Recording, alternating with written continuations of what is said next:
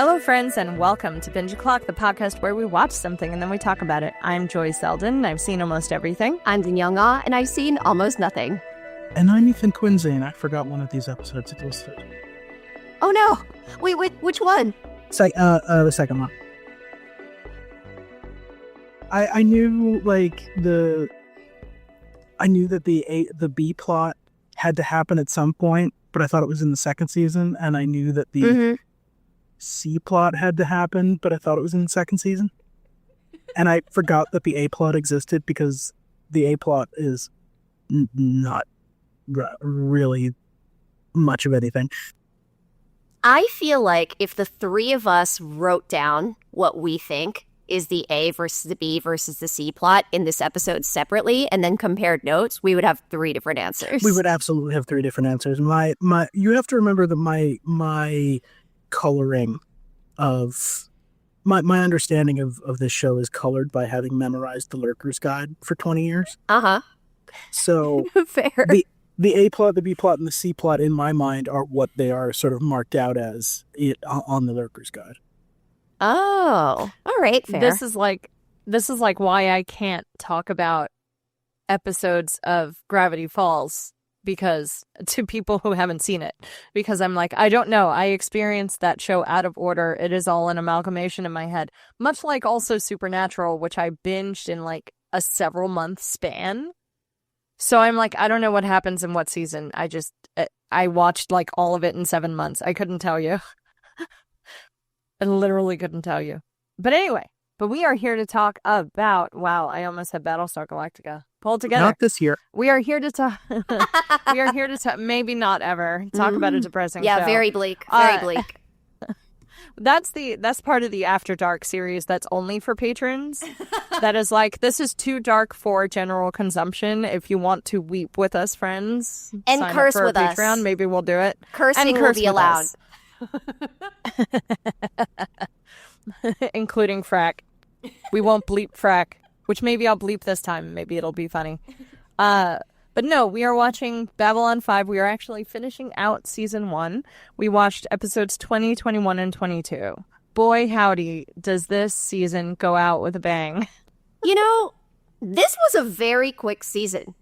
I have to say, it doesn't feel like a slog. It doesn't feel like I've been watching this show forever. And I think that if we weren't watching it specifically for this podcast, I would absolutely sit and just blow through this season in whatever amount of time that will take. One single Saturday. Hard same. You know? And I think that's because it has the formula of, having, like we were just talking about, having like 6 different storylines going at once in one episode. So you don't feel like you've been watching the same storyline, just, like a Monster of the Week, they're hunting the same monster for 45 minutes, and that's just what it is. And you have epiphanies. Yeah, you have epiphanies and things like that, but the B storyline is like maybe 5 minutes of that episode. Like, I really enjoy how Babylon 5 is able to really like divvy out timing, and I feel like it gives space without feeling rushed. Like, you need to have these moments of slow in your stories. Otherwise, people aren't going to clock stuff, which is something interesting I think I'll probably get to in the second episode. As I was watching it, I had what an assumption I was making, and then I was very pleasantly surprised when the episode didn't go there, and suddenly I was like rapt attention. Oh, interesting. You will have to tell me because I have no idea what I'm excited to see what that is. Yeah. Yeah, no, we'll get there. But first, Babylon Squared. Yes. Would you like to read the Lurker's Guide? I would, yes. This is the synopsis from the Lurker's Guide to Babylon 5 for Babylon Squared. Babylon 4 returns as abruptly as it vanished, but its reappearance may bode ill for the future, and Delenn receives a momentous offer. Oh, Delenn. She is making some choices at the end of this season. She is making some choices. Do we want to start with Alpha 7 or not Alpha 7, but it does sort of start with Alpha 7. Do we want to start with See, I almost did it, Joy. Babylon 4. You put it in my head. I know, I'm sorry. I've jinxed it. I've jinxed the whole call. I wanna start with the very first scene, which is Garibaldi and Sinclair playing a prank on Ivanova. And Ivanova hates mornings, and I love that for her. Mornings.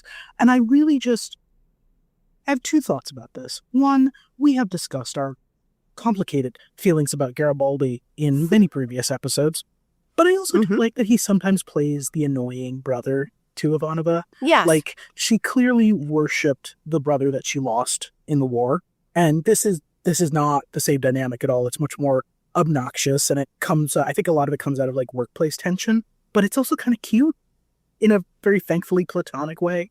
It feels very familiar, very, like, siblings. Also, and I think it's difficult for shows to do that. I feel like they really clocked it, though. Yeah, they did. But continue. Oh, no, just how did he and Sinclair coordinate that prank? It had to have been so last minute, unless it was their idea to have CNC wake her up an hour early. They've been in battle together. They can read each other's minds and body language, you know? I think it's like a brothers in arms sort of situation. No, I meant how did they had like empty trays ready to make her think that she'd been asleep for her entire breakfast shift. How that is how true. did they coordinate this prank? How did they know she was going to be that tired? Unless they are each they each tend to eat really large breakfasts, and so they each always have 2 breakfasts every morning, and they had already finished their first. So they're hobbits, is what you're saying. They're like HGH. Yeah, or bros. they're like just like height disordered hobbits. I do, as someone who knows folks. As someone who knows folks in the military, all I can think about is, like, have you ever seen a military dude just, like, house their food and then 3 minutes later, literally 3 minutes later, I've clocked it, go back up for seconds. Like, that's 100% what happened. It's like and then the food was gone because, you know, like, I used to complain about not really getting, like, a lunch break at work, and then literally my friend who is in the Marines was like, okay, let me tell you about the non-lunch break I get, where he's a drill sergeant, and he's like, I don't get a break to eat. I literally just have to eat it as fast as possible and get back out there. And I was like, I take it back. It's like, wow, you eat fast. I literally watched him eat like 5 tacos once in under 3 minutes. And I was like, damn. I was like, are you okay? And he's like, I'm great. Let's go. Chewing. Like, oh my God. Who knows? But I do think it is very much one of those, like, we had it. It had to be there for the joke on the television show, because it's like, no, really, where did this come from? I also super appreciated the call out to people who fall asleep during meditation, which happens just before the prank. Yes.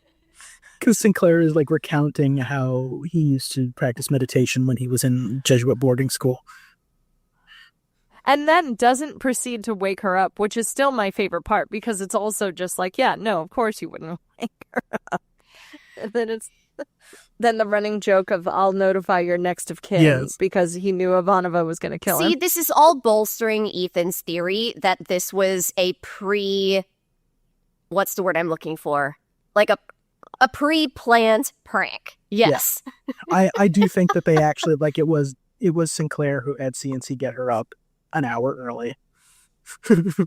But also, oh, it's so mean. It is so mean, and it's also like, why her immediate reaction when she realizes that she's been punked is to threaten Garibaldi with, you know, murder and dismemberment. But not Sinclair. Not Sinclair. He was also right there. He was also right there. He was the one who put her to sleep. Nope. I'm sure it was well, Garibaldi's also, that's her idea. commanding officer.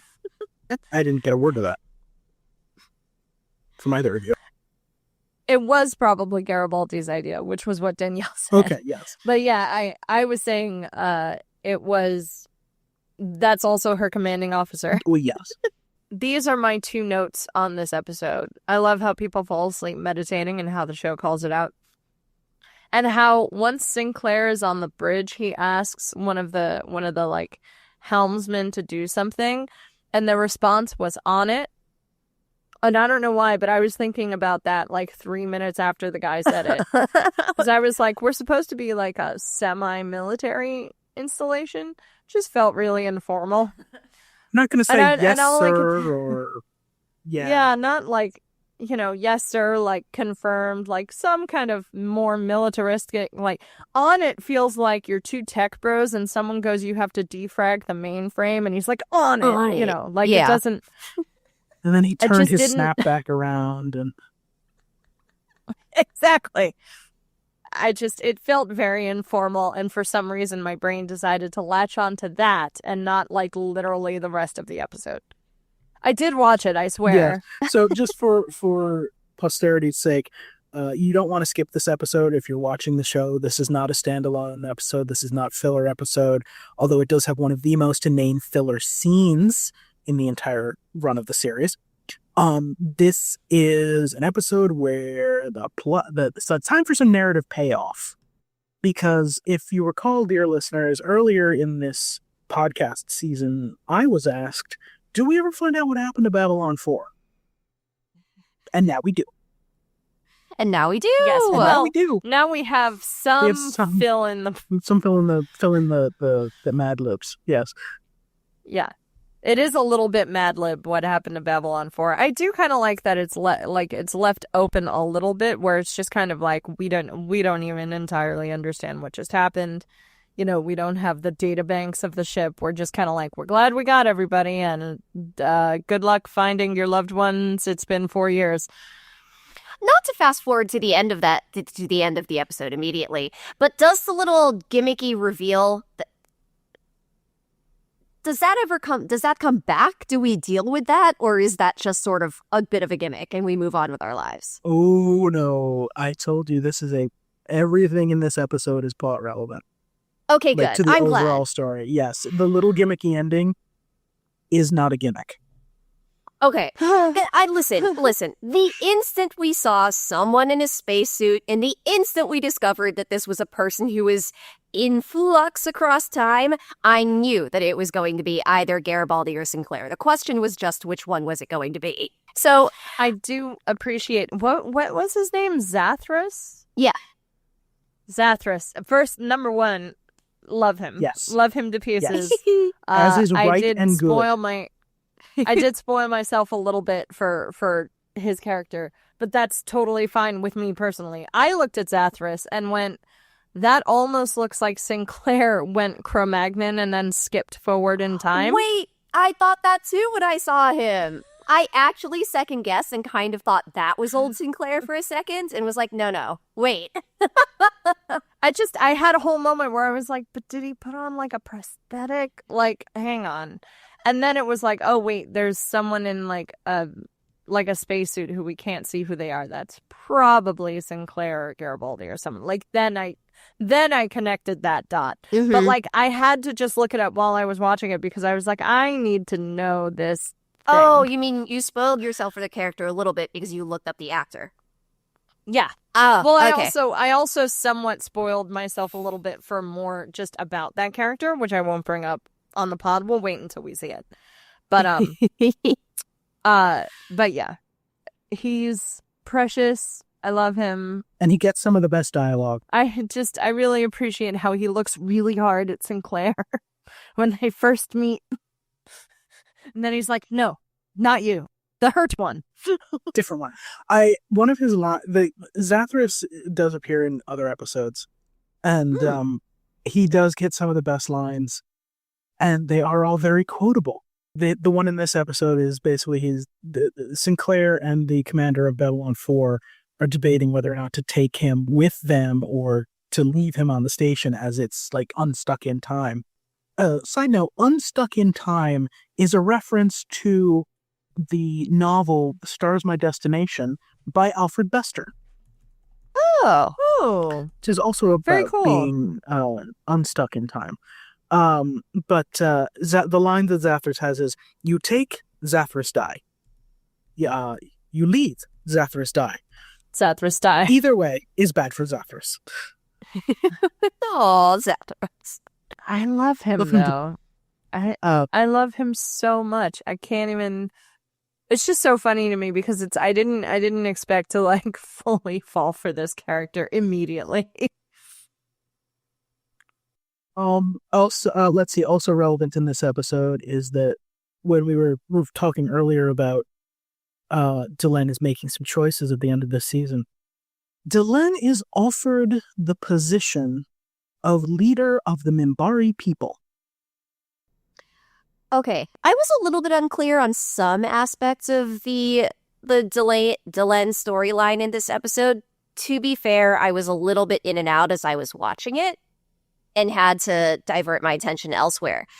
So she was being asked to be leader of all of the people, not leader of the Great Council? Leader of the Great Council is leader of all the people. No. No. It's extremely unclear. Basically, what I have been able to glean from this is that, so you had the Grey Council, but this is prior to the war. You had the Grey Council, you had the 9 members of the Grey Council, and that you had one who led them and,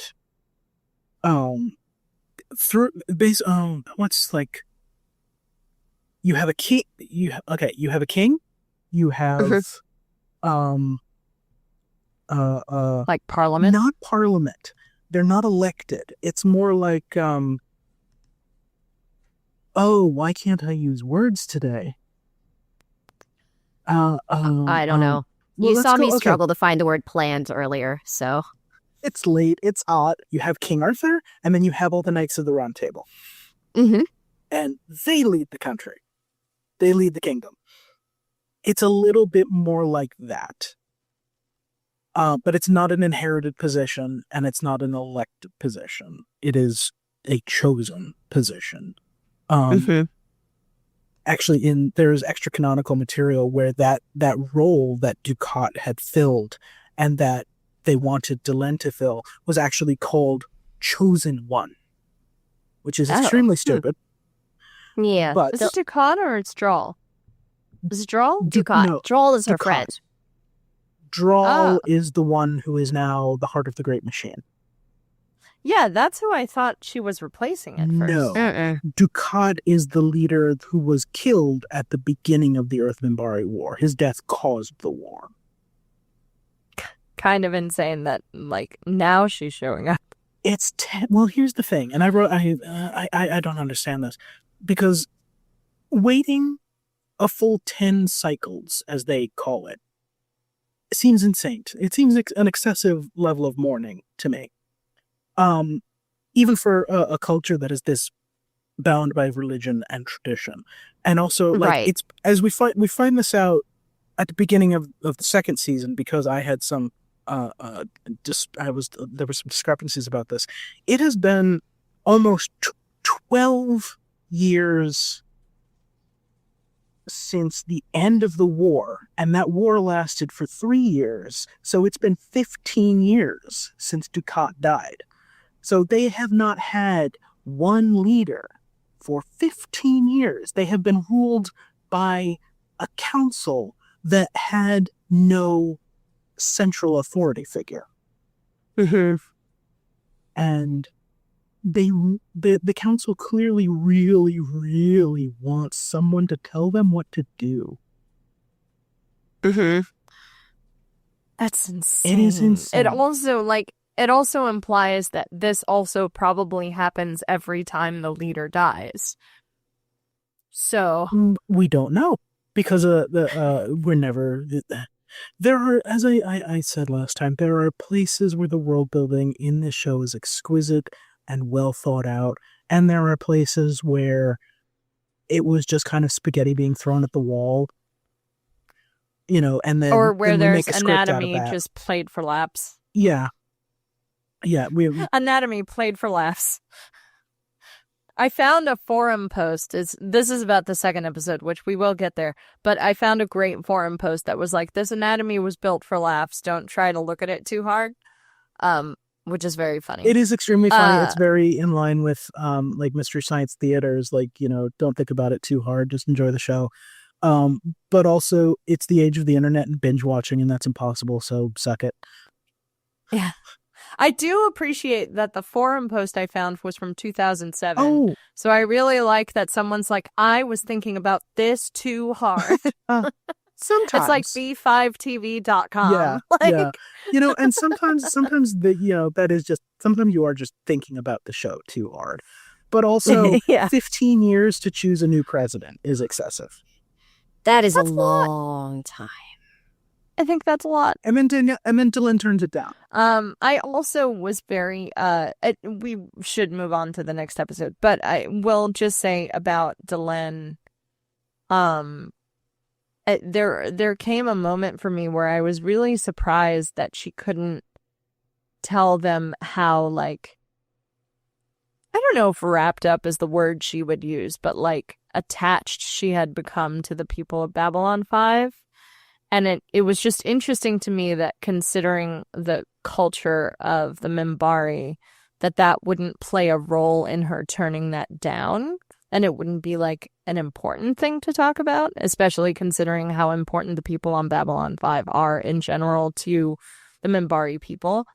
It was just an interesting thing to kind of just be like, oh, just simply saying I'm here to serve and not be a leader. And then it's just like, this is not the role I wanted. But thanks for your consideration. Dylan, and this is just my reading of her as a character, Dylan is somebody who has created so many layers for herself that she is not able to be honest with herself about what she wants. Sure. And also, the Minbari are still fairly xenophobic, especially towards humans.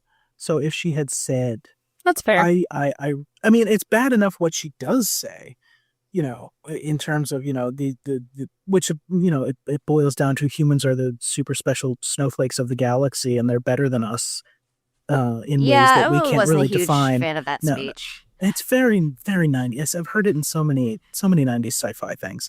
It was just very, well, yeah, it's the humans are the space doggos. Oh. It's the space doggos, which is, as far as I know, pretty old science fiction trope. Oh yeah, it goes back a ways. I know I like to reference Star Trek, but it goes back further than that. I think it might have originated with H.G. Wells, actually. That sounds like something. I wouldn't be surprised. That sounds like something he would have done the best. It's 100% in his wheelhouse. Yes. Is there anything else I wanted to say about this episode before we move on? Oh, one thing. Right at the end of the episode, when Dylan is leaving the Minbari ship, she is given a little triangular device called a triluminary. And this little device becomes relevant a couple of episodes later. And we've already seen it. It was, they used it kind of to mind probe Sinclair when he was captured during the war. So now there are only 3 of them in existence, and now Dylan has been secretly given one of them, which will supposedly help her to fulfill this prophecy that the rest of the council is like, why are you forcing this? It's a very sort of, Dylan's mindset is God helps those who help themselves, and the council's mindset is prophecy will attend to itself. We'll just go about our lives and things will happen to us. We will not try to make them happen. Do we know what this prophecy is? Yes, we do find out. We don't know yet. Okay, all right. But I guess what I was asking is, am I supposed to know what it is? No, absolutely not. Great. Okay, I didn't just miss the memo. No. Okay. No, all right. Okay, so that is all of the... Is that all the good stuff? I think so, unless you wanted to... I mean, really important question, actually, for you. Do you fasten, then zip? Or zip, then fasten? Do you know, I had to listen to my wife rant to me about that one scene for 25 minutes. Because it is the most, that conversation between Sinclair and Garibaldi is the most inane piece of filler in the entire show. It's also possibly the most narrow divergent scene in the entire show. And it's so dumb. You may not be wrong. It's so dumb. It's not establishing character. We already know these two are bros for each other. The vibes are so weird. I don't like the scene. But also, I love how Garibaldi is so pleased that they both put on pants the same way. just very same hat. It's like sad. Do you think about this thing often, all the time? I like this is the equivalent of like Dharma and Jalad at Tanagra. Like this is the equivalent of like a meme conversation of like a picture of which way do you put like your toilet paper roll on the thing on the dongle. How do centaurs and wear how pants? many of you are wrong? Yes. Yeah. How do centaurs wear pants? I will just say I did appreciate the weird time travel nonsense of Babylon 4 in this episode. It was too amorphous to really kind of talk about on a podcast because there's just all kinds of weird stuff happening. It's a lot of moving parts. Yeah, I do really like that like their pilot comes back and while he looks the same on the outside, inside he has aged like 40 years. Yeah. Like all of his organs fail and he basically dies of old age. And I'm like, hang on a second, what? Wait. That was an option? Talking about this is going to be my one more thing. Yeah, that's fair. Yeah. Okay. Fair. All right. So moving on to episode 21, The Quality of Mercy, which is the episode I forgot existed. So the overview from the Lurker's Guide for The Quality of Mercy. Talia is involved in carrying out the sentence of a convicted murderer. Dr. Franklin investigates a possible medical scam in Down Below. Londo takes Lanier for a look at the less savory sections of the station. Wait a minute. So according to the Lurker's Guide, the A plot in this episode is the Talia mass murderer portion of the episode? That's not just according to the Lurker's Guide. That is according to the writer. That is according to Joe Straczynski. Huh. Yes. See, I told you. If we all wrote down which parts of the episode we thought were the A plot. Wikipedia thinks it's the medical practitioner, by which the way. makes much more sense. Yes, 100%. And then the tour. And then the mass murderer. Yeah, the mass murderer. So Joe Straczynski wrote this episode while he was like terribly sick with the flu, and he actually has no memory of writing the A plot. Oh my gosh. Which which tracks for me because I didn't remember the A plot before sitting down to watch it. I remembered the other two bits. I remembered the B plot, which is the quote unquote is it the medical scam? Actually, I actually wrote down that the B plot was the Londo and Lanier plot, and the C plot was the medical scam plot. Interesting. The only reason I put the medical exam, either it has to be, I think that the two medical ones have to be next to each other. Like in my brain. Well, because like they eventually converge. Like, exactly. So either A and B or B and C, but in my brain, like they must be next to each other. And then the Londo and Lanier scene is not relevant to the episode, but my God, it's fun. It's so fun. It's so much fun. If I'm not mistaken, the guy who gets sentenced, doesn't that happen in the cold open? That would be the only reason that I think it ends up being close to A. Hang on, let me The check. very first thing I wrote down for this episode is Lanier's backstory. Like, I think the cold open is Lanier's backstory. Heavy quotes on that. The cold open is Londo talking to the Centauri senator. And then you sort of right, segue but don't they into... cover two different points? I thought they covered two different points. I'm going to check real quick. Sorry. No, it's okay. We can keep chatting. It's two. You're right. It's two, but it starts with Londo and Lanier, and then we go to the courtroom where the sentence is happening. Yeah. But it definitely goes to the courtroom because, like, you have a full scene of the doctor and Ivanova talking about, like, you can't run a free clinic on my ship without telling me. Yes. You're responsible to the taxpayers, and if we're going to be doing a good deed and getting in trouble for it, I want to be involved. Yeah. If she's going to share in the blame, she would like to share in the fun. I think it makes perfect sense. Makes absolute perfect sense. Because this is my least favorite part of the episode, I just want to get out of the way one quick thing, which is the way that they choose to punish this serial killer is, I don't really know how, I haven't processed it. I don't know how to feel about it. That is, you're not supposed to know how to feel about it. So the way that Earth in this show handles capital punishment is instead of execution, like the death of the physical body, they practice what is called death of personality, which basically means they take a capital criminal who has been sentenced and they perform a personality wipe. Yeah. Which is horrifying. Unless you've committed treason or like one other thing, in which case you can be spaced. Treason or mutiny? Mutiny. That was the other one. Yeah. Well, mutiny in a very cold way makes a lot of sense, because if you are committing mutiny on a station or on a spaceship and you are found guilty, where are they going to hold you? Right. Mm-hmm. But the thing about spacing is that it's not quick. Mm-hmm. The mind wipe is presumed. I just wish they had quick. actually done that. It would have made for a much more pleasant episode. If they'd actually mind wiped him, you mean? No, if they'd shoved him out an airlock. Right, because like, okay, not for nothing. I know that spacing someone isn't quick, and it's not a humane way to kill someone. I'm with you there. However, this specific punishment actually feels like just as much of a punishment for the Psycor individual who has to execute it. Like, I don't know.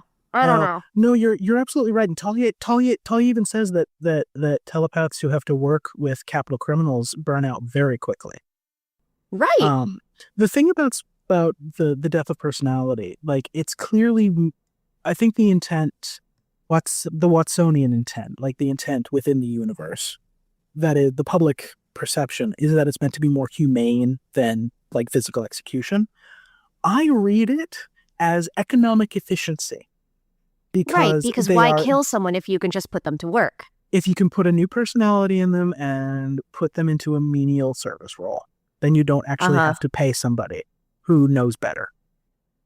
Yeah. Right, and that's my read of it too, which makes it just seem even more cruel. It's very nice because it's a very cold way of looking at people, right? Yeah. It's very late stage capitalism. Yes, on top of which, again, for whoever actually has to perform the mind wipe is just stuck with that forever. Well, the mind wipe itself is not performed by an individual. Talia is there to scan his mind before the procedure and after, to make sure that to compare the two brain patterns, basically. But that means she's always gonna have the memory of like the first version of the brain. You know what I mean? That's what I mean by like it's gonna stay with her forever. Yeah. And it does, and she even says she's done this before. She doesn't like it. She doesn't want to do it again, but she wasn't able to get anybody else because the telepaths who are willing to do this can't do it for very many convicts. It just completely burned. And I don't know what burnout means in this sense. Like, is it emotional burnout? Is it burnout as we understand it, or is it literally that they just lose their minds? We don't know. We have no idea. Well, that's the A plot, according to Straczynski. Let's move on. I also, just as a very small aside, I don't understand why you also can't then knock him out to transport him to medical bay, especially since he's going to be going through a medical procedure. I don't know. Well, law. I was like, and you've got 4 guards on this dude. Law drama. I don't know. It's so dumb. Well, I mean, that is... But this is also where I'm just like, and I wish they had actually killed him this way. Yes. Like... Well, so for once all you had to do would knock him out. I'm so sorry. It sounds like we're all in agreement with Garibaldi this time. I'm so sorry. No, I don't... No. I actually don't know if Danielle agrees with the way he ended up going out. Hard to say. Garibaldi also wanted him spaced initially, right? Yes. He wanted him spaced, period. Yeah. And Yeah. the ombudsman was like, I legally cannot do that, and also don't tell me Yeah. that. Yeah. Right? It's a real, like, don't talk about an illegal thing while a judge Yeah. or a I lawyer can't hear or you. whatever. I can't hear you. I can't hear you. I can't be here while you say these It's words. like, these are not things you can say to your Um, defense attorney. So but yes, the original storytelling moment actually came with the medical, the competing healer. yes, Because originally I thought we were going to go the con man route, and I was just like, oh yeah, it's probably a con man. I was waiting to hear some really interesting ideas. And to be fair, this is probably because earlier, literally today, I was having a conversation with somebody about how the number of times they were suggested alternative, very non-working paths to curing their cancer. And I was like literally having this conversation earlier today, and I was just like, oh God, this is going to be like, hey, be sure to put some crystals on your head. That'll get rid of your brain cancer. Good luck. Like, I was fully preparing myself to like watch an episode like that, and I was about to message you guys with, I don't know if I can keep going, if it's going to be something stupid. And then I was like so grateful that it wasn't. it ends up being a very different beast, and it's one of those moments where the show really does a good job surprising you. I think so, yeah. It's very original storytelling. It's not at all what I expected. It actually makes me uncomfortable. So sorry, go ahead. It makes me uncomfortable, but in a very strange way. I feel like they created a character who was almost too complicated. Yes. So, and I'm like, you're complicated and you're complicated, but you're also inconsistent and complicated. Mm-hmm. And so now I'm confused. I think it was for me. I have a lot of icky feelings about Dr. Rosen, and it's like, but her story is very complex and it's very human, but it's also so crammed into like 50 minutes, and it's the beat. Yeah. It's one plot in an episode with 3 separate plots, and it's like, I just don't know. This is probably the intent. I don't necessarily think this is a flaw in the story. I don't know how to feel about this. Like, she was a doctor. She dedicated her life to healing people. And then because she was so desperate to do this, she was so hyper-focused on this, that she started taking stimulants. And then she got somebody killed because she was addicted to stimulants. And now she's dying herself. And like, her daughter was concealing things from her. She was concealing things from her daughter. And it's just very, and she got very, very, very determined to both continue to serve in the capacity as a doctor and also maybe to clear her name and get her license back. And it's just all this stuff happening, and there's too much of it. It needed, it needed to be its own episode. If you create, I do think it needed to be in an episode with 2 plot lines maximum. But like, I think there's a like a little bit of a lost potential, but to be fair, we weren't doing this very well in the 90s anyway. There's a more modern idea of like, once an addict, always an addict, and you're constantly in recovery. They don't address that at all. So you could have also addressed that of like, she doesn't get the hit of dopamine from stims anymore. Now she gets it through giving a piece of herself because of the intense guilt she feels. And this keeps her sober, which is not an avenue that it was a real sort of like left up to the reader kind of avenue. And I was like, oh, but you could have said the words. But then it was like, oh no, she's also not only doing this because maybe guilt about the person she killed. I don't know. That feels like a throwaway line after her daughter says it. And I'm also just like, did your mom just lie to you and didn't want to tell you about her death diagnosis? Like, is that why? Because we don't visit that again, because once you end up, spoilers, killing the serial killer, then you're guilty. And I'm like, okay, hang on a second. Were we not already guilty? Did you not already have that in there? Why isn't it? And now I'm responsible for killing another person. And I got very confused. I know the second time she does kill him deliberately. Right, but she feels intense guilt at the end of that episode. And the line she says is something like, my health and well-being is the result of this man dying, and I have killed a man, and now I must go. And I'm like, this should be number 2. Yeah, at least. Why are we, did you just forget about that one? Like, I think that was... Or are the circumstances just so different? I think that was it. I do think that was the intent to which Joe Straczynski can remember writing this episode. I think that was his intent. Sure. Is that the first time that she killed somebody, it was an accident. And the second time, despite the circumstances of this man is a serial killer and is holding her daughter at gunpoint, she does kill him deliberately, and in doing so, heals herself of this chronic fatal condition, this terminal condition that she has. Uh-huh.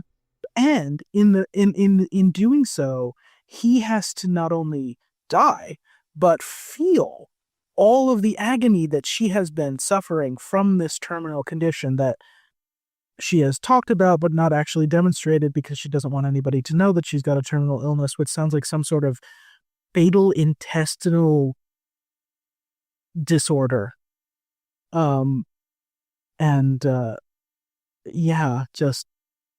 It was so muddled and confused. It was a lot. I have a feeling there's either a lot on the cutting room floor from the script or from shooting, and I feel like they didn't, this feels like almost like, I don't know if you remember, but like the few episodes back where they were like, I can't show my face. And that moment of just like, hang on, why?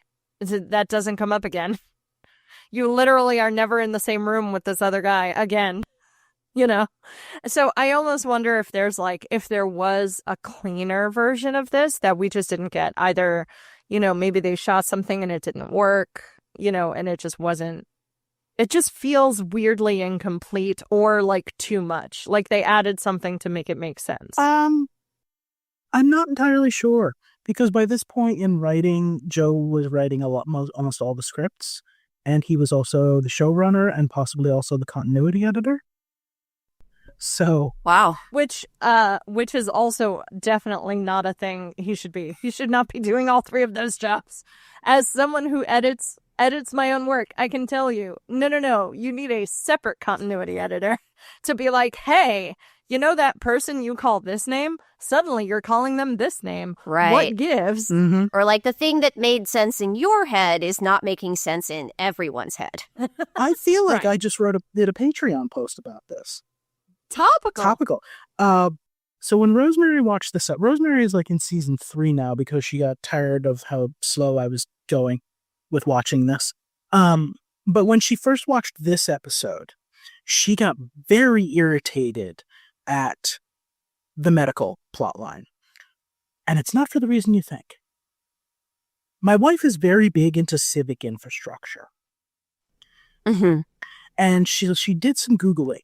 And she found out that the ideal number of general practitioners per 1,000 people is between 22 and 30 doctors, just general practitioners per 1,000 people.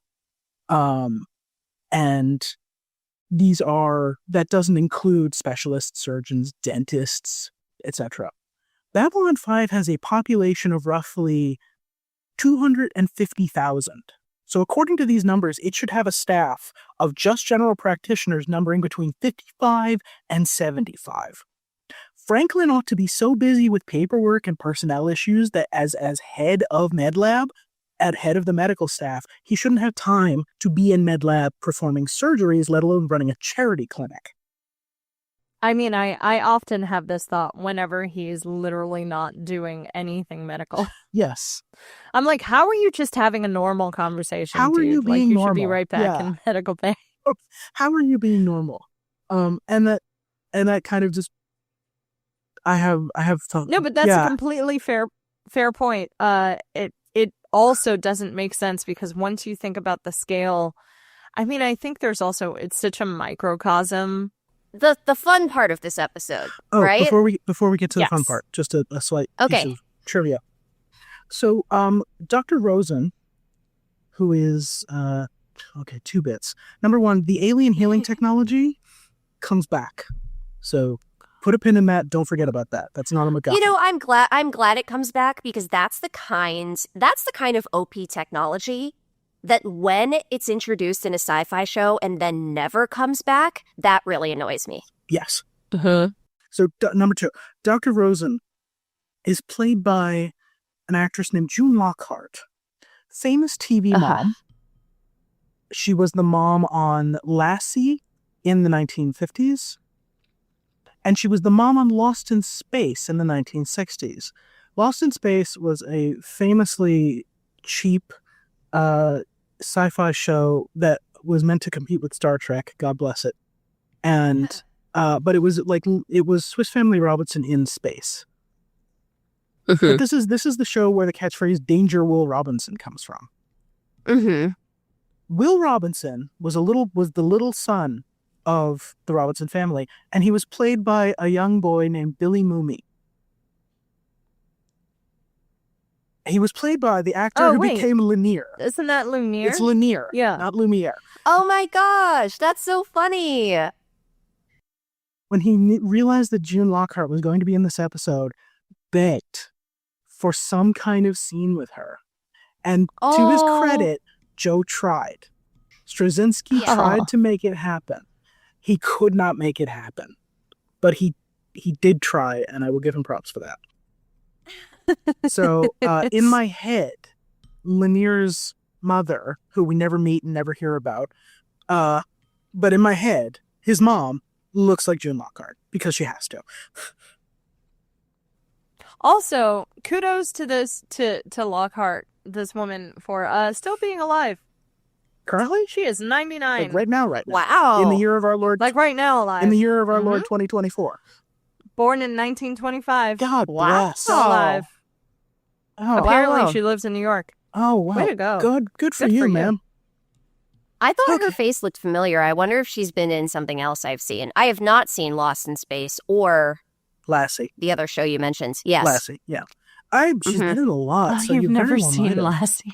The only reason I've seen Lassie is because it was on Nickelodeon when Nickelodeon was a new television station, and I am that old. Yeah, no, that's 100% the only reason I've seen Lassie as well. Because Nickelodeon was helping us out with all those classic ones. Yeah, back when Nickelodeon started, the only things they could afford were sitcoms from the 1950s and Canadian imported children's programming. Which is why I know That's excellent. That's why I know who Sharon, Lois, and Bram are. So, okay, moving on to the fun. So the fun part of this episode. Fun. The short version is that Londo, after being told by his government that he needs to make more friends on the station, more or less, picks up the first alien he encounters and starts taking him around to the less salubrious parts of the station. The first alien he encounters happens to be Lanier. Sweet, innocent, studious baby Lanier. Who is I kind of love these two together. Sort of at loose ends because Delenn is still en route back to the station from the last episode. So see, what is Lanier even doing with his days? I guess reading. Reading? How? Someone do the Gaston-coded Londo impression that I actually cannot do. How can you read this? There's no picture. That's what I mean. It was very Gaston-coded. Yes. How can you read this? There's no pictures. Yeah, exactly. I mean, he would actually make a good guest I love the two of them. Yes. I love the two of them playing besties. Yep. And so the first thing that Londo does in Lanier's education is take him to his favorite club. And sits him down right in front of the stage where there is a striptease happening. And God bless this little... So, as we learn from Lanier at the very beginning of this episode, when he was raised in temple from birth, and the very first time he left the temple to come to Babylon 5 to be Delenn's aide. And that's all you need to know. That's all you need to know, and that's literally because that's all that he has ever experienced. And So he sits him down in front of the striptease, which we see the dancer's face at one point, and then we see her from like the knees down. But that dress drops. It's very tasteful. It's very tasteful, but the dress does drop, and you see Lanier's face just completely go, just mind blown. And then at one point, he immediately just sort of folds his hands over and bows over them, like, I must pray now, I must pray now, I must pray now. And then he looks up again. I must pray now. I do like that he doesn't become instantly a horn dog, which is, again, this is the original storytelling that I was also talking about. Where I was like, oh, look, you didn't instantly follow that dancer around like some sick puppy because this is the first time you've seen a naked female of any species, Centauran and or human. That woman was a human. She had hair. Fair. Which, by the way, the guy that he was talking about, the only reason I knew it was a guy was because he had hair. Because I was like, you sound like a woman. Like, I wasn't even looking at the screen, and I was writing something down, and I was like, hang on. At the very beginning, the guy who tells him, hey, make more friends. Oh, the Centauri senator. Oh, while we're on the subject of him, shockingly, I want you to remember him. Oh. I don't currently remember love him. that he comes back. He's just listed in the credits as Centauri Senator, but he gets a name in later episodes and he becomes extremely important. Oh. Love that. Interesting. Okay. Like, he sounded so effeminate to me, like, to the point where I was like, am I watching a trans actor? Like, I had a whole moment where I was like, hang on a second. I had to rewind it like twice to be like, no, he's got hair. He's got hair. Guess he's a dude. I feel like he's just meant to be like a caricature of very effete 18th century aristocrats. Like think elderly Percy Blakeney from The Scarlet Pimpernel. Yeah, no, the affectation. Yes, yeah, precisely. One of the last people to do that being I know, Alan Tudyk, who was like trained in the ways of like, you speak very softly and with somewhat of a posh accent, and like going to Juilliard and is like, this is the very cookie cutter way we're going to teach you how to act, sir. And meanwhile, he's made so much money making the most non-human sounds in voiceover work, which just becoming a cartoon is becoming a literal chicken for an Yes. entire movie.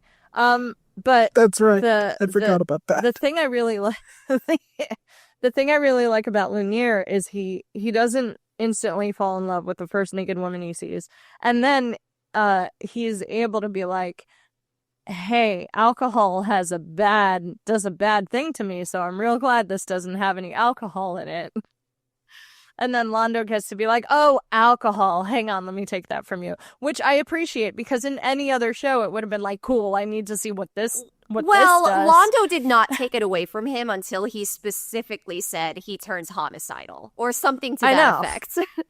Alcohol has, and this is not just Lanier, like, it's because he doesn't want to drink. This is a literal physiological, even the smallest amount of alcohol induces psychosis. Mm-hmm. That's great.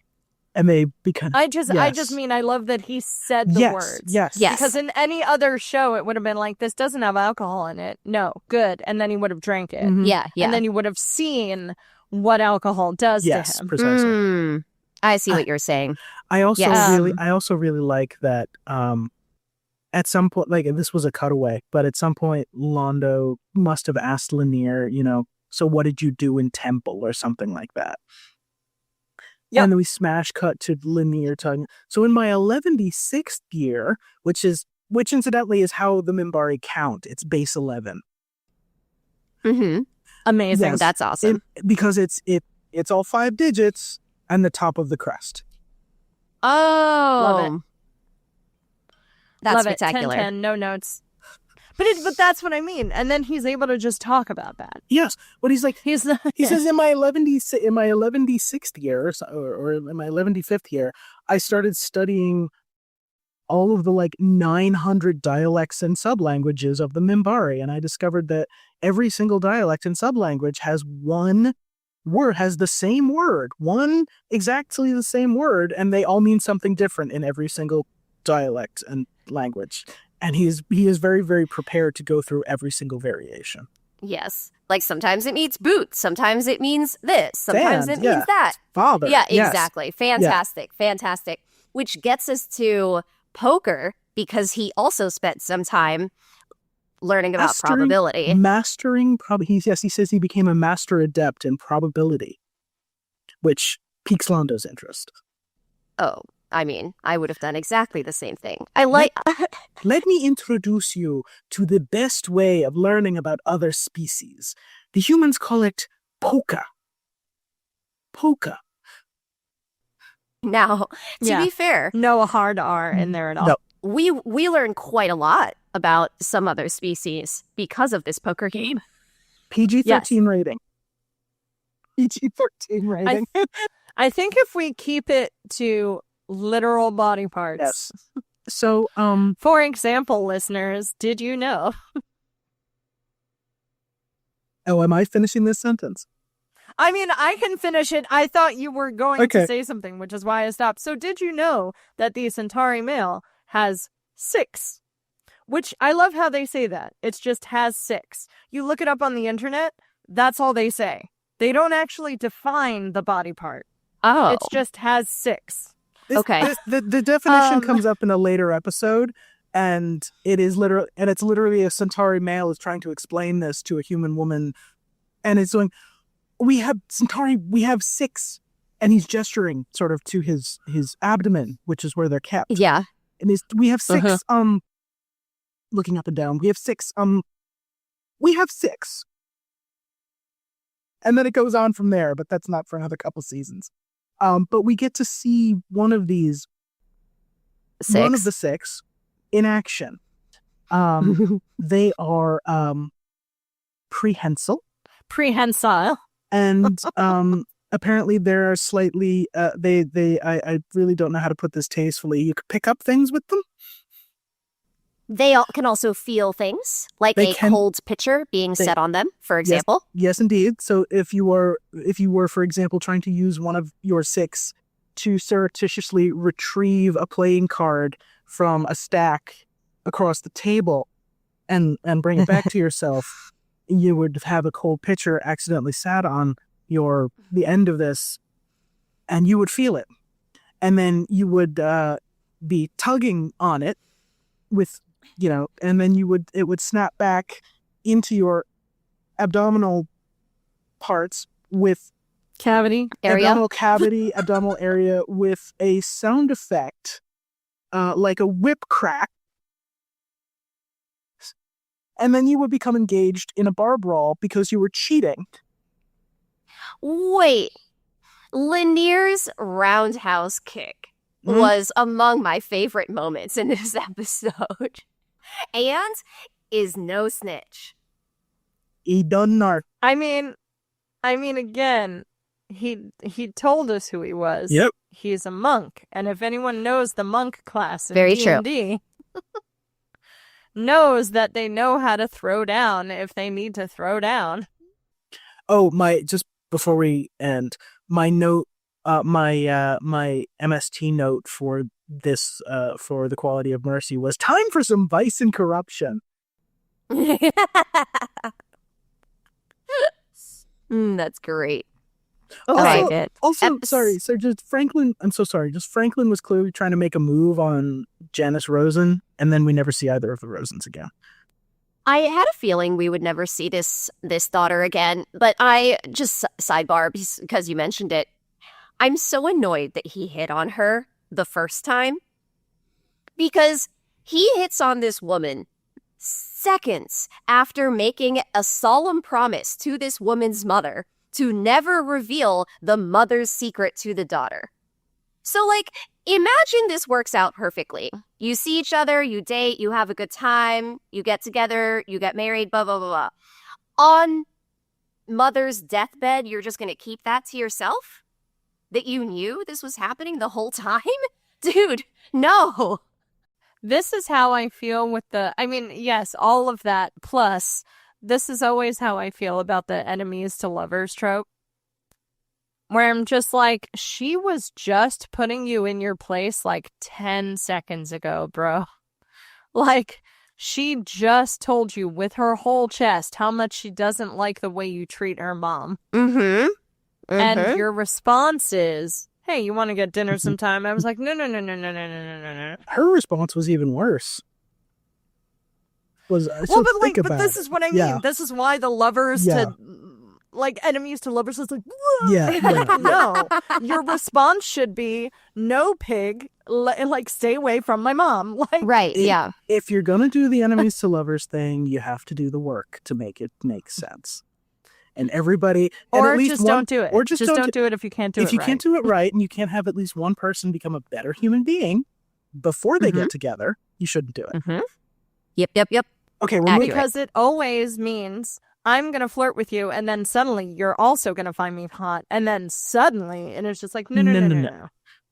All of you stop. You're doing it wrong. Cease and desist. Okay, hard stop. Moving on. Chrysalis. We have made it to the season finale. And what does the Lurkers guy say? I weirdly don't have a whole lot to say about it. I don't either. So, a dying man leads Garibaldi to a discovery that could cost him his life. Londo receives help in a dispute with the Narns, and something begins to happen to Delenn. Something. That's the podcast episode. No, just kidding. Yeah. Why do I add a P to the word something? Something. Let's see. So we start off, okay, Londo and Jakar at each other's throats yet again. And in a relationship that I assume is not enemies to lovers. No comment. Let's see. Random guy Garibaldi knows stumbles onto the Zocalo stabbed and dying, saying that they, in quotes, are going to kill him, in quotes. And we don't find out who him is till like 10 minutes before the end of the episode. That was another really interesting piece of storytelling. Yes. That they didn't actually get the information in time, which I think does make for a really good end of first season. My notes for this episode are all very snarky, but I have to say, genuinely, this is a good, tense episode. Yeah, it's a good season ender. There were a lot of just little bits that stuck out to me. I'm being nibbled to death by cats. No, I'm being nibbled to death by, what are those animals called that quack? Cats. Yes, cats. What are those? They painstakingly. What are those earth creatures? Painstakingly describe ducks for 30 seconds, and then they say cats. And it was very funny, but I wanted to claw my eyes out that they didn't say ducks. I had a whole moment where I was just shouting at my screen, ducks! Ducks! Ducks! That you are so Crowley-coded, Joy. Yes. Except Crowley also wouldn't have remembered what they were called. No. He would have just known. He would have just known that cats was wrong, but he wouldn't have been able to know what the ducks was right. Yep. So the Londo and Jakar portion of this episode is revolving around a Narn mysterious figures. A Narn military base in a disputed sector. And the Centauri government is kind of actually willing to cede the sector to the Narns entirely because they are really trying. The current emperor is very much trying to make peace, make reparations, make things right with the Narns. It's only the emperor. The emperor, we find out, I think, next season, the emperor is very elderly, and he is really trying to do better by the Narns because he kind of inherited all of the awful from the previous emperor. But Londo is very much part of this very make Centauri great again faction. Mm-hmm. He longs for the old days, the glory days. And so this is the episode where Morden comes back. And Mr. Morden comes back. It's somewhere in between The Matrix and Dracula, which I think is what made my brain go, hang on. Where are we? What genre are we in? Oh, it's opera. And so Morden calls Londo. It says, I think you have a problem and I think I can fix it. And he says, meet me in the garden. And I'm thinking, because I haven't seen this episode in many years, I'm thinking he's always talking about the little Zen sand garden area that we see very frequently. Right. No, he's talking about an actual enormous, probably at least an acre big hedge maze. Hedge maze! And I was watching this afternoon and I lost my mind and was screaming at my laptop, why is there a hedge maze on this station? This is a military base. Are there military gardeners? Do they get funding for all of the water that this is going to require? What about the water reclamation system? We don't even have water showers on this station, but there's an old hedge maze? I lost my mind. This is why there are lurkers. This is exactly why there are lurkers. This is a real like tone deaf, like we turned on the water to water our plants, but we don't have enough water to drink with. Like this is one of those. This feels like one of those. During a drought, we decided to water the hedge maze. Mm-hmm. I can't wait for your next Patreon post. Why is there a hedge maze in Babylon? If that wasn't already the question, I would say that needed to be the title of the episode. I love the actor who plays Morden. He is exquisite. He is bland. He is charming. He is courteous. He is smiling, and he has utterly, utterly dead blank eyes. It's marvelous. Yeah, shark eyes. Shark eyes. And, Londo, to his credit, is smart enough to ask him what the price is going to be for all of the help that he has been given. But not smart enough to recognize the trap being laid when Morden says, there's no price. We just might ask you for a favor down the road. Right. That you walk away, Londo. And he doesn't. I mean, that's a pretty big oversight, I gotta say. No price, but like a favor with no qualifications? That's a price. That's a price. That's a price. You're talking about a price. These things you say. Yes. Now, because Londo is a fool and agreed to this, what this ultimately means is that Morden destroys an entire outpost, which kills 10,000 Narn, and kicks off what I imagine is going to be a pretty significant conflict between Londo and Jakar. To say the least. Mm-hmm. Yes. Well, right, but Jakar doesn't even suspect Londo, right? Well, he says he has his suspicions and then leaves the station and doesn't even bring Natoff. So I'm like, well, that's fair. Well, what Jakar? I don't know. When Jakar is brought this is the thing I noticed, is that when Natoff brings Jakar the news of the base's destruction and the slaughter of 10,000 Narns, Natoff is grief-stricken and enraged. Yep. And Jakar is so quiet.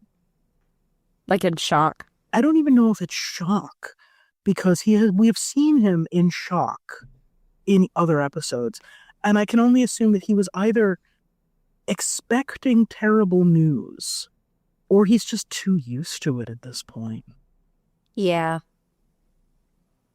I think that's what it read to me as, more like him being just very jaded as to the way things have gone for the Narn. Also, as an aside, the other thing we learn from this episode about Jakar is that he can get it. There were 3 human sex workers who come out of his quarters in this episode. And Natoff just has to sit there and do paperwork while he's being entertained. Ridiculous.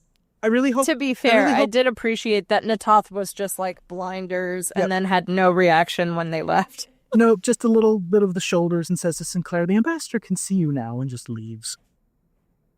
I really hope those ladies were paid out of Jakar's own stipend and not out of the Narn Diplomatic Corps' funding line. Unless, they part of their budget is explicitly for that, in which case, Good for the Narns. different strokes. Yeah. Oh, yeah. And then, so we have that on one side of the plot. Mm-hmm. We have the Garibaldi plot, which is very gripping. Mm-hmm. And then we have the Delenn plot. So which one do we want to go with next? I mean, listen, I'm biased. I know that technically the Garibaldi portions of this episode were well written and well paced. I didn't enjoy them because I hate Garibaldi. I'm talking about Garibaldi as a person. I'm talking about the plot as it pertains to the rest of the series. Yes. Let's talk about that. Well, yeah, no, I will just say that Delenn is super quick, which is really just Delenn is hinting at she's going to be going through something and she really wants to talk to Sinclair about it, but Sinclair is just dealing with fire after fire after fire, and so she doesn't have time to talk to him. She wants to. I thought that she was telling him that she was willing to fill in some of his memory gaps. That too. But he needed to, he needed to come and see her 100%, but that he needed to come and see her before this thing started happening, which I gotta say, I don't think that she made that deadline very clear to him. Probably could have been a little bit more explicit there. Some of us are autistic and need explicit instructions. Yeah. I also was sitting there like, so you didn't have to put the triangle on right then? But then again, I don't know all the ins and outs of what's happening to her. So I was literally like, or you could have waited. A lot of physiology in these couple of episodes, huh?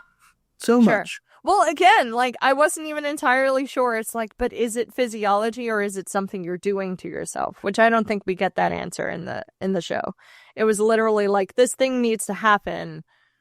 Okay. But it does seem to happen when she like a tiara on a on a castle. She places it on there and then she's like, well, I hope he gets here in time. And I'm like, okay, but you couldn't have waited.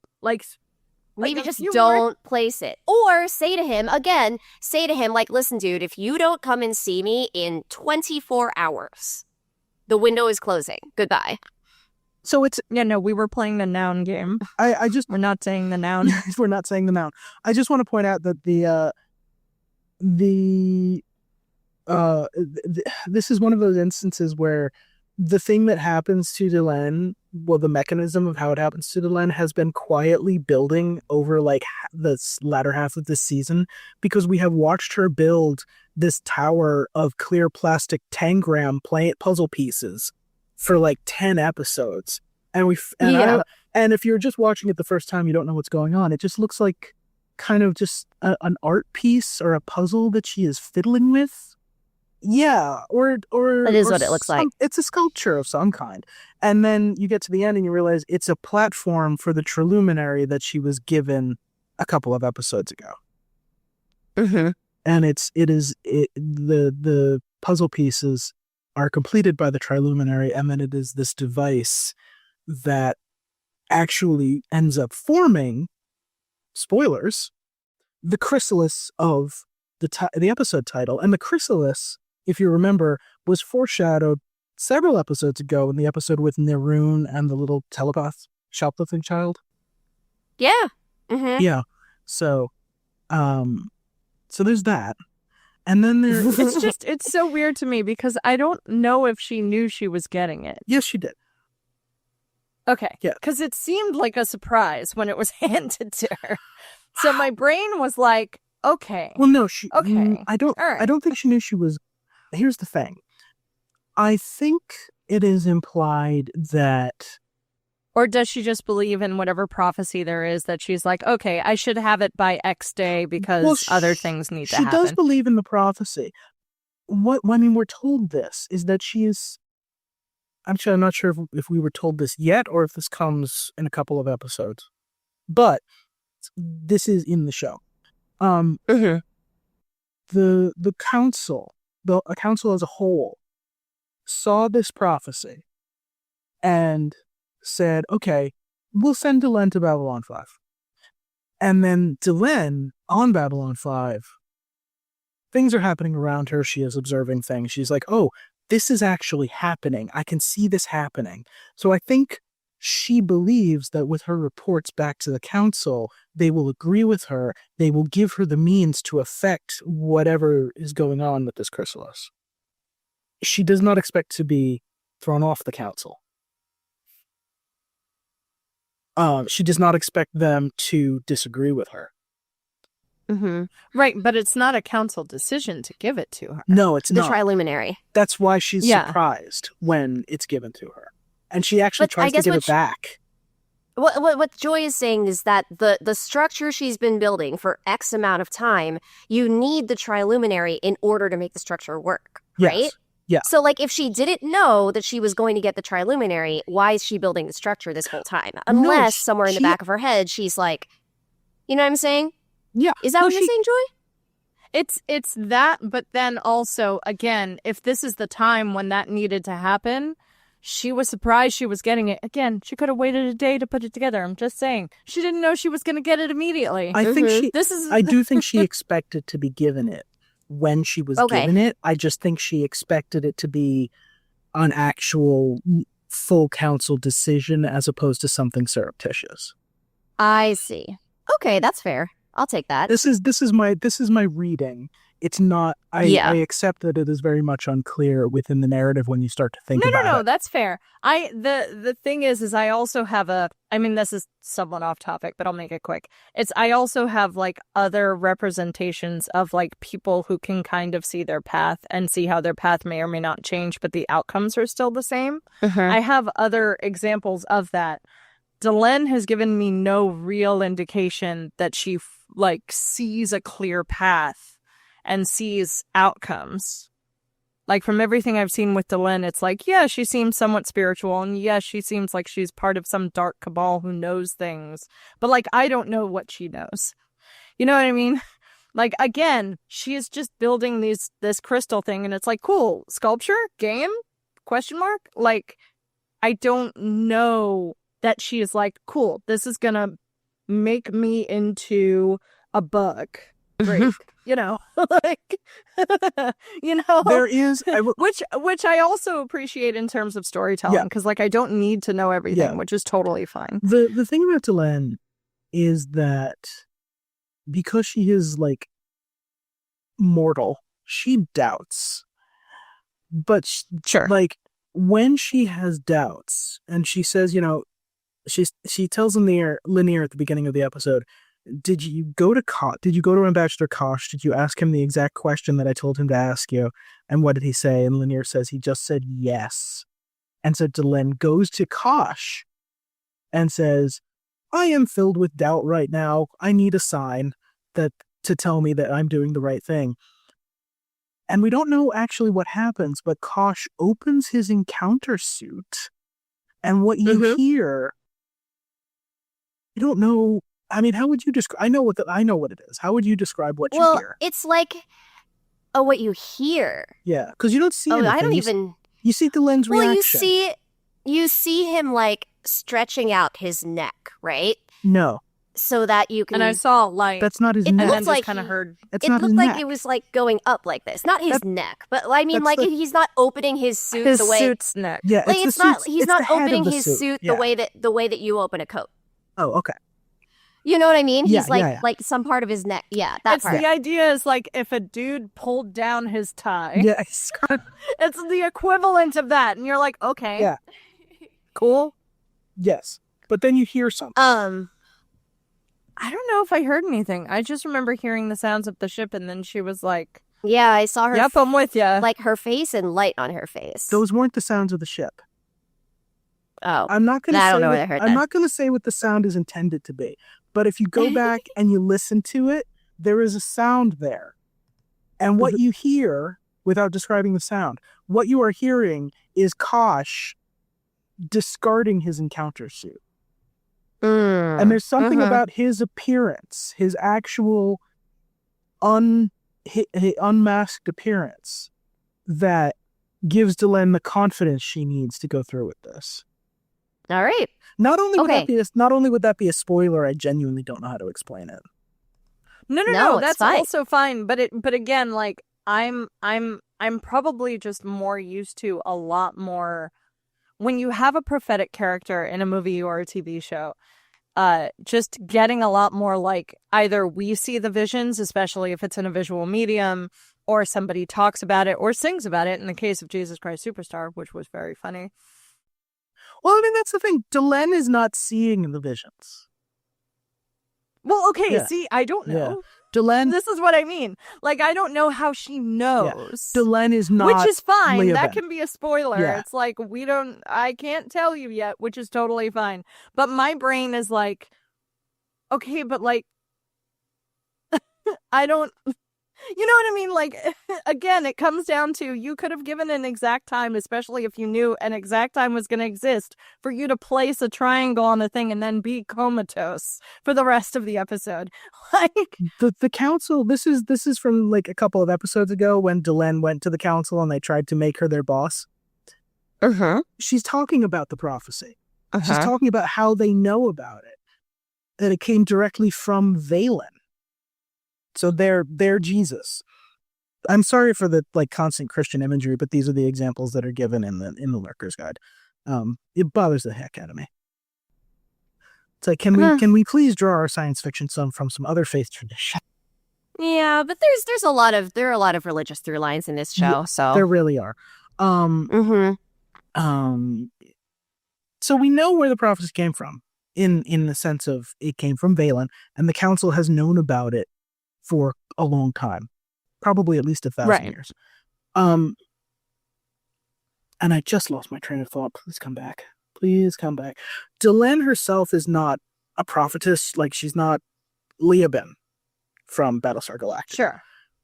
Right. She is a believer. But I mean, not then a maybe seer. in that case, it's like, because I don't know what the prophecy is, my brain is like, does the prophecy explicitly say you're going to build a machine for 10 months and then get not the exact wording, but this, which is obviously this other thing. And then you're going, you know what I mean? Like, my brain is like, okay, I don't know what your prophecy is. I don't know all your information.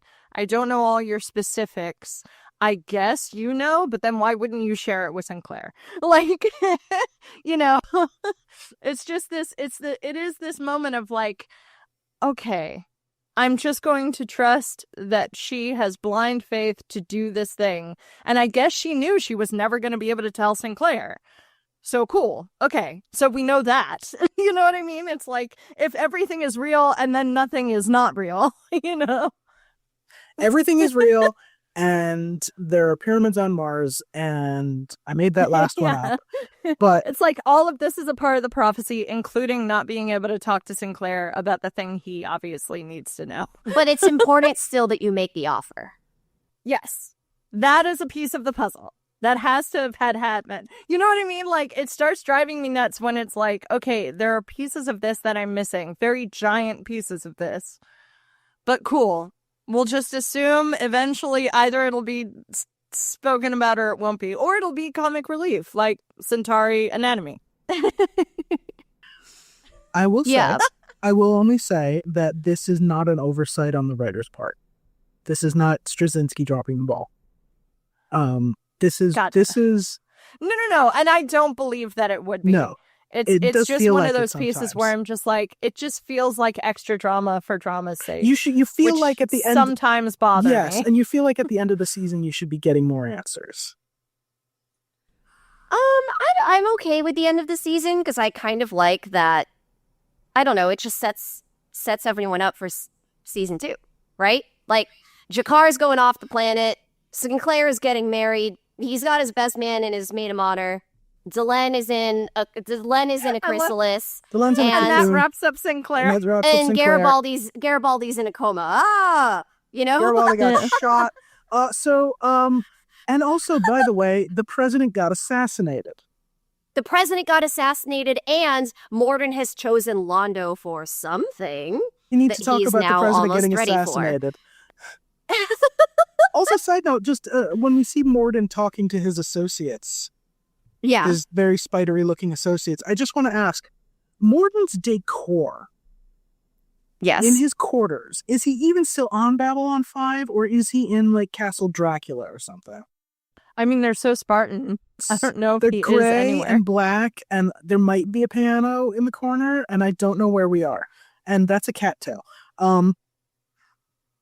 I just imagine he is Q, which means he's literally everywhere and nowhere. Oh, don't give him that much He's power. just Babylon 5's Q. That's a horrifying thought. Yes, but like he appears and then disappears. Yeah. Like he is non-corporeal but also corporeal. Yep. Like he has these imaginary, insectoids that he talks Yep. to. Yep.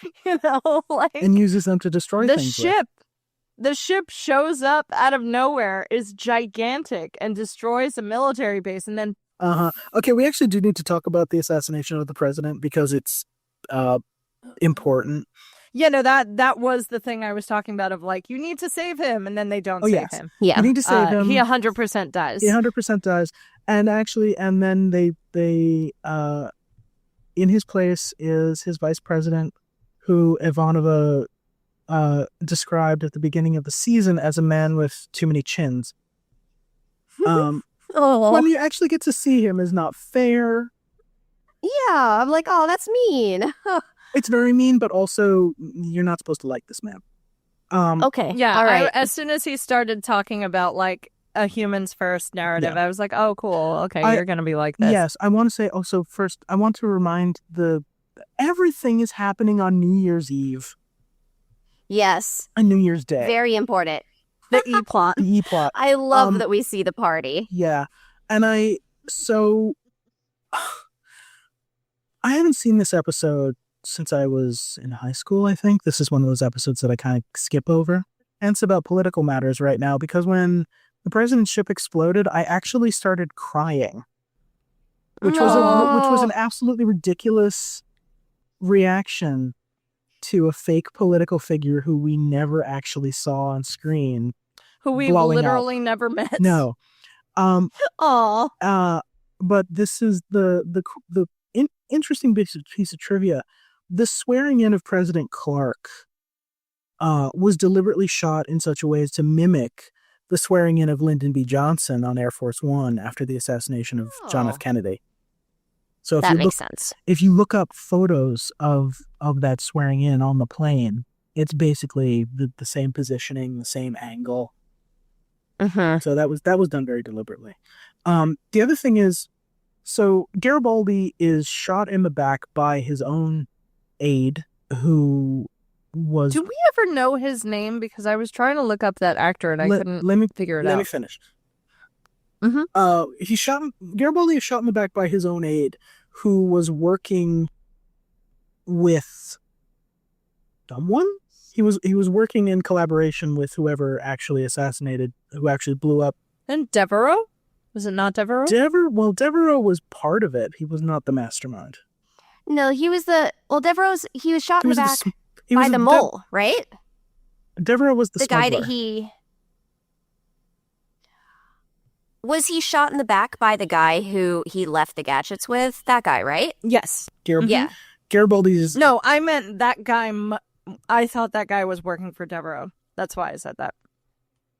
We do find out his name, like next season. I don't know if it's ever gone into more detail. I was about to say that it's weird that we don't find out his name until season 2. He's just known as Jack. Oh, his name is Jack. It's funny that he has been in a few episodes before now. And now he's here, and he is someone who Garibaldi very clearly trusts. And we don't know his name. And I don't know if this is deliberate on Straczynski's part to just have made this character a complete non-entity until he shoots Garibaldi in the back and helps murder a president. I don't know if this was deliberate or if it was an oversight. Yeah. I genuinely don't know. I mean, it would be really fun if it were deliberate. I think I'm going to choose to believe it's deliberate. I'm choosing to believe that it's deliberate. But also, we never even learned his last name, I don't think. Mm-hmm. It's just Jack. which is just odd. Just Jack. Sorry, I derailed you though. You should finish your point. Garibaldi is shot in the back by his aide, who next season we learn is named Jack. And Jack was involved with smugglers who were smuggling in jamming devices, long-range jamming devices, so that nobody would be able to contact the president's ship to warn him that there was going to be a bomb on board that was later determined to be accidental, with massive air quotes there. And a senator we've never seen tells Sinclair to shut his face hole and not to start trouble by saying that there was an assassination, etc., etc. Also, yes, Sinclair proposed to Catherine Sakai, which is honestly, the proposal was one of my favorite parts of this episode. As terrible as that relationship is, I like how he just said, "Look, do you want to get married or not?"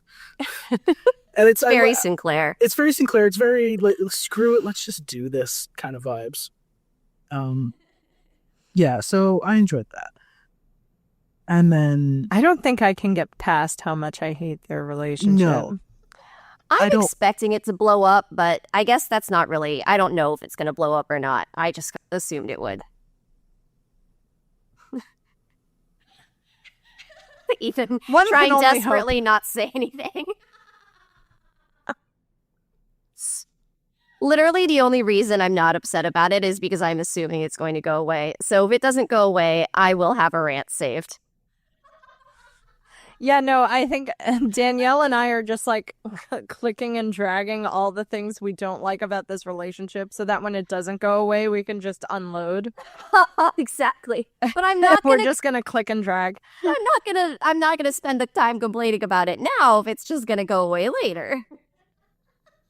I'm gonna move on to something else. There's actually not much left. I just want to point out one line of Garibaldi's, with two lines. He says at one point when he's talking about suspicions that he says he didn't get to be head of security because of his good looks, and I'm just looking at this scene and going to myself, I'm still not clear on how you did get to be head of security, to be honest. But no, he has a line that I adore. And it's in reference to, like, you know, there are things going on with smuggling and the lurker who was killed at the beginning of the episode, who was working for Garibaldi. And he is gives Sinclair a very serious look, and he says, "I don't like this. I don't like this a lot." And it's the most millennial line I've ever heard. That's so true, actually. It's just, it's Tumblr perfect. Just slap it up there. I don't like this a lot. I don't like this a lot. I think that is something that my 6-year-old godson would say. That's so cute. Right up there with saying "on it" to Sinclair. with the finger guns. With the finger Make guns. it more millennial. Yes. On it. No, he's too straight for that. He's too straight for the finger guns. I don't know, it lives rent free in my head, that guy just being like, "on it," and I'm just like, what? Why? Where? Why? All right, I got nothing else. Do we want to move on to one more thing? Do we have any? Yeah, I have one more things. thing. Does anybody else? Go for yours, I think I've got one. so that no one accidentally steals it. Nobody's going to steal this. It's so nerdy. In Babylon Squared, right at the beginning, there's technobabble, and we hear them talking about, like, tachyon particles, tachyon emissions. And I always thought that tachyons were something made up by Star Trek, or like a commonly shared sci-fi trope indicating time travel shenanigans. However, from Wikipedia, the term tachyon was coined by Gerald Feinberg in a 1967 paper titled Possibility of Faster Than Light Particles. He had been inspired by the science fiction story Beep by James Blish. So science fiction was responsible for tachyons and the concept of it, in the same way that science fiction was responsible for cell phones and digital music, in that somebody saw the concept in a fictional setting and decided to see about applying it to real life. About figuring that out. Yeah. So That was your. That's cool. Today you learned. That's a great one more thing. Who's next? That is I do great one love more that. thing. Let's see. What is my one more thing? I mean, we honestly talked about pretty much everything in these episodes. I don't even have a good Ivanova line. Ivanova. Ivanova. I can't speak because the problem is I'm trying to talk while looking at my notes. And so I actually, for the life of me, could not have told you what I just said. What did I just say? Ivanova. You were looking for Ivanova Ivanova. lines, but you said Ivanova the way it's supposed to be said. I don't even know if that's the right way. We all do. Is that the right way to say that name? And now I will never know. Ivanova is the correct way to say it in Russian. Ivanova. But it's but in the Ivanova. canon of Babylon 5, it is Ivanova. It's Ivanova. It's been kind of anglicized. Ivanova. I think my one more thing is the my headcanon, which I can't wait to be wrong, is I guess it might be connected. I don't know. Maybe I technically have one more things. I like to think that the female voice that's talking to the older Sinclair is Delenn, but I can't wait to be wrong about that.